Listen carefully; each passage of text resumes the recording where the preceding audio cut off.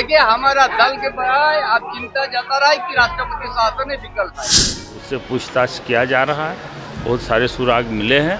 हम लोग अभी नहीं, पुलिस अपना छानबीन कर रही है। और रांची जिला पुलिस प्रशासन उनकी चरित्र को हत्या कर रही है। इस स्थिति में राष्ट्रपति शासन एक विकल्प है और कोई इस राज्य को बचाने वाला नहीं है।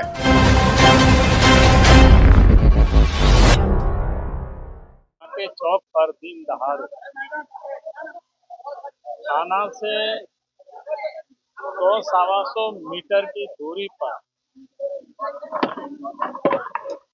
भारतीय जनता पार्टी के ग्रामीण जिला की महामंत्री अनिल टाइगर महतो जी को अपराधियों ने गोली मार और उनकी मौत हो।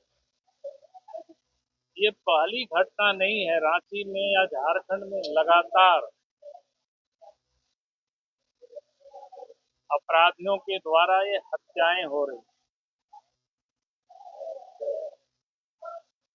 और कल की जो घटना है, हम सब देख करके शौक हुए कि अपराधियों ने अनिल जी की हत्या की और रांची जिला पुलिस प्रशासन उनकी चरित्र को हत्या कर रही। जिस प्रकार से पुलिस ने जो बयान बताया और उसके बाद मैंने लाहौरदगा जिला से भी हमने तहकीकात की,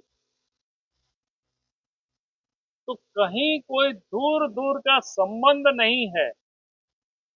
यानी इससे आप समझ सकते हो किस प्रकार से पुलिस काम कर रही है, ताकि लोगों को दिग्भ्रमित करना, लोगों को डाइल्यूट करना। रांची पुलिस प्रशासन और झारखंड की पुलिस ने इसको बड़ी और भी उसके अधिक कारीगरी। हमें जानकारी जो मिली है कि अपराधी को जिसे पकड़ा है तो पब्लिक ने उसको पीछा करके पकड़ा, और जैसे पुलिस बता रही है कि मानो वो इनाम और प्रमोशन के लिए दिखा रहे कि भाई पुलिस ने पकड़ा। इससे और हद्दा मजाक क्या हो सकता है। यानी पुलिस को कोई गंभीर नहीं है कि अपराध कैसे रोके, और सरकार किस प्रकार से काम कर रही है राज्य में। एक यहाँ डीजी पुलिस है और एक डीजी नहीं, उन्हीं के ऊपर सीआईडी के भी डीजी हैं, एसीबी के भी डीजी हैं। अघोषित रूप से स्पेशल ब्रांच के भी वही है, सब काम कर रहे। आप सोच सकते हो राज्य की हालत क्या है। पूरे राज्य में रोज चोरी, डकैती, हत्या, अपहरण, लूट जारी है। जब एक पुलिस पदाधिकारी के पास इतने सारे काम होंगे तो कभी भी वो न्याय नहीं कर सकता है, कभी भी वो अपराधियों को ठीक से वो देख नहीं सकता है। इसे समझ में आता है कि अपराधियों से भी ये सरकार लगता है कि पैसे वसूल कर रही, तभी अपराधी बेखौफ होकर के राज्य में अपराध कर रही है। और सरकार यानी एक प्रकार से कहीं न कहीं उन लोगों का ये संरक्षण प्राप्त हो रहा है। और इसीलिए हम कहेंगे कि इस बार तो पहला कार्रवाई तो रांची के जो सीनियर एसपी है और डीजी पुलिस है, इन लोगों के ऊपर कार्रवाई होनी चाहिए। और इन लोगों के रहते मैं नहीं समझता हूं कि कभी भी लॉ एंड ऑर्डर ठीक हो सकता है, क्योंकि इन लोगों का एक सूत्री कार्यक्रम है वसूली करना। और इस कारण से आज इस प्रदेश के अंदर में ये अपराध दिनों दिन बढ़ते जा रहा है। चलिए, बहुत बहुत धन्यवाद। और उससे पूछताछ किया जा रहा है। बहुत सारे सुराग मिले हैं। हम लोग अभी नहीं, पुलिस अपना छानबीन कर रही है और बहुत जल्दी अच्छा रिजल्ट आप लोगों को अच्छा, मिलेगा। कांग्रेस के जो स्थानीय विधायक हैं कांके के, हाँ। वो बंद को बोल रहे हैं कि मतलब बंद सही है और जिस तरह से परिवार के प्रति संवेदना का प्रतीक है, तो आप भी मानते हैं इसको? नहीं नहीं, सही है। बहुत इस तरह की घटना को हम सही तो नहीं मानते हैं। नहीं, और उनकी संवेदना को सही मानते हैं? कांग्रेस के विधायक हैं। हाँ नहीं, ठीक है, समर्थन कर रहे हैं। ठीक है उनका, ठीक है। चलिए, की घटना हो, हम कह सकते हैं राज्य में अराजक स्थिति है और ऐसे स्थिति में राष्ट्रपति शासन एक विकल्प है और कोई इस राज्य को बचाने वाला नहीं है। महामहिम राज्यपाल को संज्ञान में लेते हुए राष्ट्रपति शासन के लिए अनुशंसा कर रहे हैं। पूरा डर का माहौल है ना, डेली हत्या हो रही है। जनप्रतिनिधि की देखिए हत्या हो गई, अब क्या बोलेंगे इसमें?